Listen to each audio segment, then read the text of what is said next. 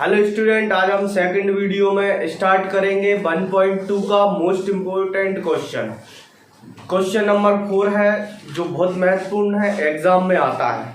तो question number 4 1.2 में वास्तविक संख्याएं हैं। 1.2 में क्वेश्चन नंबर 4 दिया है। सबसे पहले दो संख्याएं हैं, उन संख्याओं का हमें सबसे पहले दो संख्याएं हैं, उन दो संख्याओं में हमें उनका HCF दिया है और HCF ज्ञात करना है। तो सबसे पहले हम लिखेंगे दिया है क्या दिया है? HCF किस किस का दिया है? 306 और 657। इसका HCF 9 दिया है और LCM इन दोनों का ज्ञात करना है। 306 और 657 इसका ये ज्ञात करना है। तो इसमें आप ध्यान दें कि हमने एक फॉर्मूला पढ़ा था LCM और HCF से संबंधित। तो हमें LCM का फॉर्मूला लिखना है। तो LCM यहाँ पे हम लिख देंगे LCM इक्वल टू, मतलब इनका LCM ज्ञात करना है। ये दोनों संख्याएं हैं, इनको भी लिख दो, और 657 बराबर। अब इनका LCM इक्वल टू फॉर्मूला क्या था? दो संख्याओं का गुणनफल। क्या है? सबसे पहले दो संख्याओं का गुणनफल, मतलब इन दोनों संख्याओं का क्या कर दो? गुणा कर दो। तो 306 इंटू 657 और बटे इसका हम लिखेंगे HCF। तो HCF 306 और 657। तो LCM ज्ञात करना है। इन दोनों संख्याओं को लिख दो सेम, 657 और बटे इनका HCF कितना है उसकी वैल्यू रख दो 9। 9 से हम क्या करेंगे? इसको डिवाइड कर दो, भाग लगा दो। और 9 7 63, 9 7 63, 2 बचेगा, 2 के साथ 27। तो 9 तिया 27। 306 इंटू 73, इन दोनों को गुणा करेंगे तो हम इन दोनों को गुणा कर देंगे। गुणा करने पर कितना आएगा? 306 इंटू 7, ये 3 से करेंगे 6 तिया 18 और 3 तिरका 9 और 7 से करेंगे 7 छिम 42 और 7 तिया 21। ये 8 और ये 3 और ये 3 हासिल लाई 1 2 और ये 2, 22,338। तो ये इसका आ गया 22,338। ये है हमारे पास LCM। किसका LCM? LCM ये 657। तो अपन लास्ट की लाइन किस प्रकार लिखेंगे? अतः LCM 306 और 657 बराबर 22,338 होगा। ये हमें लिखना है। तो ये बहुत सिंपल क्वेश्चन है और ये मोस्ट IMP क्वेश्चन है। अब आप इसका स्क्रीनशॉट ले लें। इसके बाद हम देखेंगे क्वेश्चन नंबर 5। तो क्वेश्चन नंबर 5 बहुत ही सिंपल क्वेश्चन है, वो भी इम्पोर्टेंट क्वेश्चन है। तो क्वेश्चन नंबर 5 इस प्रकार दिया है कि जांच कीजिए कि क्या किसी प्राकृत संख्या n के लिए संख्या 6 की पावर n अंक 0 पर समाप्त हो सकती है। तो हमें एक संख्या दी गई है 6 की पावर n। वो पूछ रहे हैं कि क्या ये संख्या किसी प्राकृत संख्या n के लिए 0 पर समाप्त हो सकती है। तो देखें, आप ध्यान रखें कि जब कोई संख्या यदि 5 से विभाजित हो तब वो 0 पर समाप्त होती है, और यदि 5 से विभाजित नहीं हो तो वो 0 पर समाप्त नहीं होती। तो फिर हम इस प्रकार देखेंगे 5वें क्वेश्चन को कि सबसे पहले तो ये देखें कि 5वें क्वेश्चन क्या दिया है। तो 5वें क्वेश्चन में लिख लो, दिया है या दी गई संख्या दिया है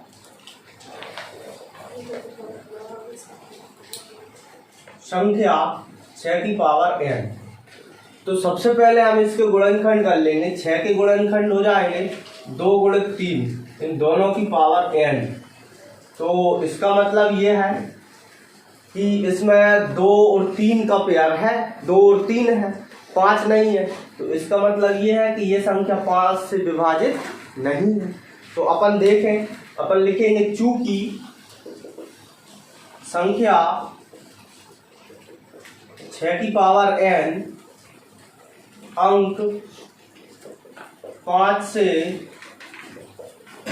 विभाजित नहीं है, अंक 5 से विभाजित नहीं है, इसलिए संख्या 6 की पावर n 0 पर समाप्त नहीं होगी। और एक लाइन और बढ़ा सकते हैं लास्ट में, अतः संख्या 6 की पावर n 0 पर समाप्त नहीं होगी। ये इतना सा 2 लाइन में इसका आंसर था। बहुत ही सिंपल क्वेश्चन है और 2 नंबर में ये क्वेश्चन आ सकता है। अब इसी के जैसा एक और क्वेश्चन है, वो भी बहुत सिंपल क्वेश्चन है, उदाहरण का क्वेश्चन है। आप इसका स्क्रीनशॉट ले लें। तो देखो एग्जाम्पल का क्वेश्चन है एक और उदाहरण का क्वेश्चन, उसको भी हम इसी प्रकार लिखेंगे। तो आप एग्जाम्पल का क्वेश्चन देखेंगे, ये इसमें लिखा है 4 की पावर n, तो आप यहाँ 4 कर देंगे और यहाँ 2 दूनी 4 कर देंगे, और ये भी 4 की पावर जो n है वो 5 से विभाजित नहीं होगा। तो इसका मतलब ये है कि 6 की पावर n के स्थान पर 4 की पावर n 0 पर समाप्त नहीं होगा, और नहीं होगा तो हम इसको लिखेंगे संख्या 4 की पावर n 0 पर समाप्त नहीं होगी। ये एग्जाम्पल का क्वेश्चन भी हो गया। इसके बाद आप इसका 1.2 का 6वां क्वेश्चन देखेंगे, तो आप इनका स्क्रीनशॉट ले लें। 6वां क्वेश्चन पे ध्यान दें।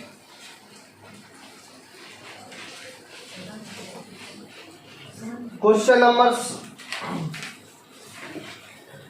6 देखें, लिखा है कि व्याख्या कीजिए कि 7 गुणित 11 गुणित 13 प्लस 13 और 7 इंटू 6 इंटू 5 गुणित 4 गुणित 3 गुणित 2 गुणित 1 प्लस 5 भाज्य संख्याएं क्यों हैं। ये बताना है कि ये संख्याएं भाज्य क्यों है। तो इसके हम सबसे पहले लिखेंगे दी गई संख्याएं। तो सबसे पहले क्या दिया है इसमें 6वें क्वेश्चन में लिखेंगे दी गई संख्याएं। तो सबसे पहले तो संख्याएं लिख लो, कौन कौन सी दी हुई है। 7 गुणित 11 गुणित 13 प्लस 13 और 7 गुणित 6 गुणित 5 गुणित 4 गुणित 3 गुणित 2 गुणित 1 प्लस 5। अब वो कह रहा है कि ये दी गई संख्याएं भाज्य क्यों है। तो आप देखें बहुत ही सिंपल क्वेश्चन है ये। तो सबसे पहले हम देखें इसमें प्लस माइनस कहीं पर है, तो ये प्लस है और यहाँ इसको इस तरफ इस संख्या में ये प्लस है। तो जहां प्लस माइनस होंगे वहां एक पद ये होगा और एक पद ये होगा। तो 2 पद हैं, इन दोनों पदों में हम सबसे पहले कॉमन देखेंगे कि कॉमन क्या चीज आ रही है। तो इसमें हम देखें कि इधर भी 13 है और इधर भी 13 है। तो सबसे पहले आप 13 कॉमन ले लो। 13 कॉमन लोगे तो ये बचेगा 7 गुणित 11 प्लस 13 एकम 13 बाहर निकल जाएगा। 13 एकम 13। अब दूसरा देखेंगे हम, और इधर ध्यान दो दोनों में 5 है, ये बीच में प्लस का चिन्ह है, तो हम 5 कॉमन अकेला ले लेंगे। 5 हमने कॉमन लिया तो ये बचेगा 7 गुणित 6 गुणित 4 गुणित 3 गुणित 2 गुणित 1 प्लस 5 एकम 5। यहाँ 5 एकम 5 बचा तो हमने 5 को कॉमन ले लिया। अब हम दूसरी चीज देखें कि इनका जो अंदर है जो गुणा हो रहा है उनका गुणा कर दें। तो सबसे पहले आप देखें 13, ये 11 7 77 प्लस 1 और ये 5 इधर गुणा करें तो 6 7 42 और 42 का गुणा यदि हम 4 में करते हैं तो 42 दूनी 84, या इनका कर दो पहले 42 दूनी 84 इंटू 4 या 12 प्लस 1। अब एक स्टेप और बढ़ा देंगे तो 13 और ये हो जाएगा इंटू कोष्टक हटाएंगे गुणा लगाएंगे तो 77 और 1 78 और ये है 5। अब इसका इधर कर दो 12 चौक के 48 हासिल लाई 4 और 12 अट्ठे 96 और 4 100 100 प्लस 1। अब हम एक और स्टेप बढ़ा देंगे, ये इनका गुणा कर देंगे, कितना हो जाएगा 13 अट्ठे 104 हासिल लाई 10 13 7 91 और 10 101 तो यहाँ लिख दो 101 और इनको और सॉल्व करेंगे तो 5 गुणित 1009 8 और 1 9। तो अब इनका फाइनल क्या आ जाएगा ये और इसका इसमें गुणा करेंगे तो 5 नाम 45 और 0 5 एकम 5 5045। अब आप देखें कि ये वाली संख्या में भी ये सम संख्या है, इसमें लगभग 2 से भी भाग जा रहा है और ये विषम संख्या है, इसमें 5 से भाग जा रहा है। तो ये देखो 5 इधर है तो 5 से भाग जा रहा है, इसमें 13 से भी भाग जा रहा है। तो ये दोनों संख्याओं में स्वयं के अलावा एक और स्वयं के अलावा किसी अन्य संख्या से भाग जाता है, इसलिए ये संख्याएं कैसी होंगी, भाज्य होंगी। तो अपन यही बात बताना है, हम लिखेंगे चूंकि संख्या 1014 और 5045 में स्वयं के अलावा अन्य संख्या से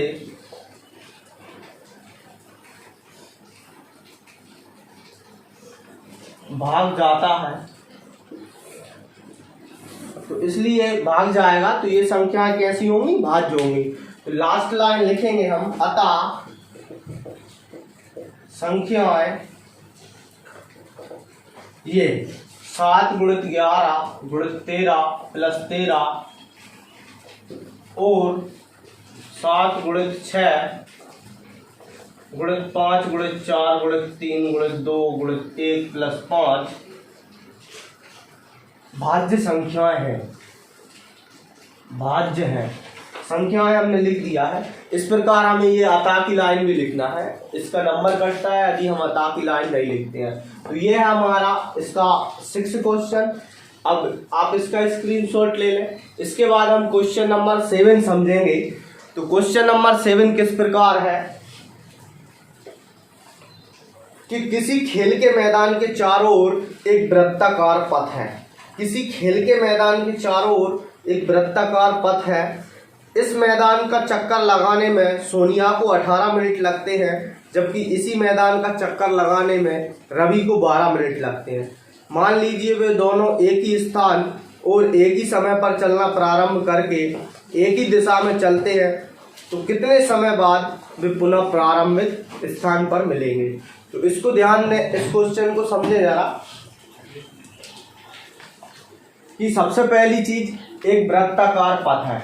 तो ये एक वृत्ताकार पथ है और इस वृत्ताकार पथ पर रवि और सोनिया चक्कर लगाते हैं। तो हम देखें कि ये मान लो कि ये प्रारंभिक बिंदु है, यहाँ से ये चक्कर लगाते हैं दोनों।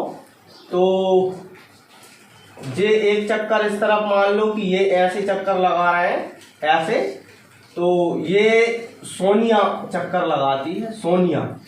तो हम सबसे पहले देखें कि सोनिया को कितना समय लगता है, 18 मिनट।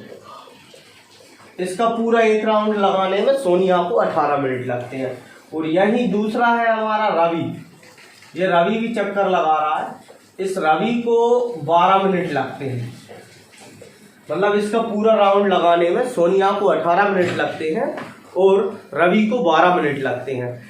अब वो कह रहा है कि ये मान लो कि एक ही दिशा में एक ही समय में एक ही बिंदु से चलना प्रारंभ करते हैं, तो ये कितने समय बाद पुनः प्रारंभिक बिंदु पर मिलेंगे। हम इस चीज को समझेंगे तो हमें देखो ऐसे एक सोनिया ने एक चक्कर लगाया 18 मिनट में, ऐसे ही इसके 2 चक्कर लगाए तो कितने मिनट हो जाएंगे 36, मतलब 2 चक्कर में 36 मिनट। और ऐसे ही हम रवि के देखें, एक राउंड में 12 मिनट, 12 दूनी 24, 12 तिया 36, मतलब 12 मिनट के हिसाब से 3 चक्कर लगा दिए तो 12 तिया 36। मतलब ये तो हमें समझ में आ गया कि 36 मिनट बाद मिलेंगे। अब लेकिन इसको सॉल्व कैसे करना है वो ध्यान दें। तो ये 3 चक्कर, जब रवि के 3 चक्कर हो जाएंगे तब सोनिया के 2 होंगे और 36 मिनट में होंगे, तो वो 36 मिनट बाद मिल जाएंगे। तो हम देखें जरा इसको कैसे करना है।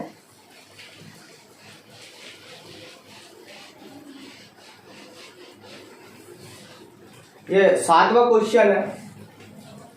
तो सबसे पहले हम लिखेंगे, दिया है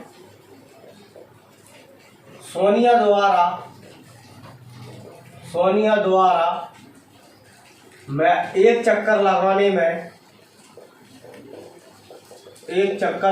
में लगा समय बराबर 18 मिनट। सोनिया को एक चक्कर लगाने में 18 मिनट लगते हैं। अब अपन लिखेंगे रवि द्वारा एक चक्कर लगाने में लगा समय बराबर 12 मिनट। अब हम तीसरी बात देखेंगे कि वे दोनों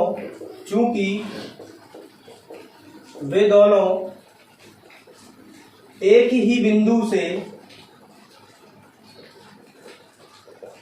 एक ही दिशा में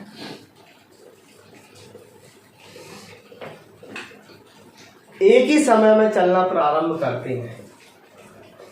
एक ही समय में चलना प्रारंभ करते हैं।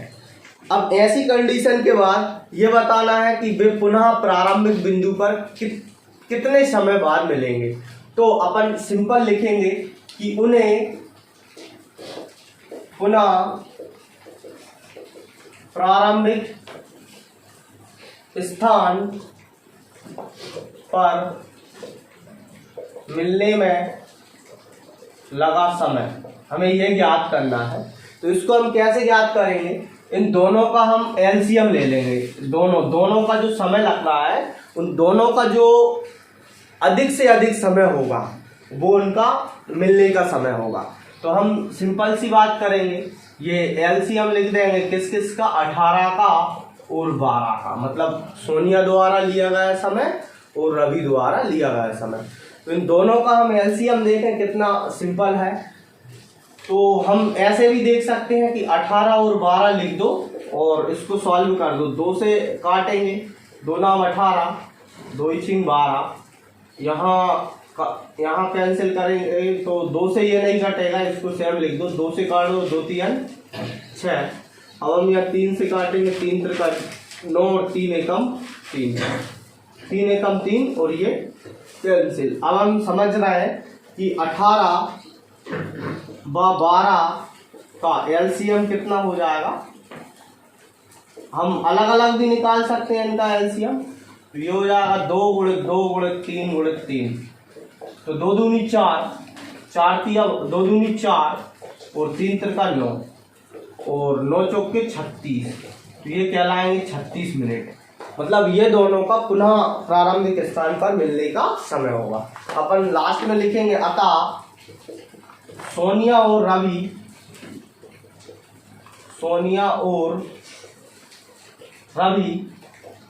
36 मिनट बाद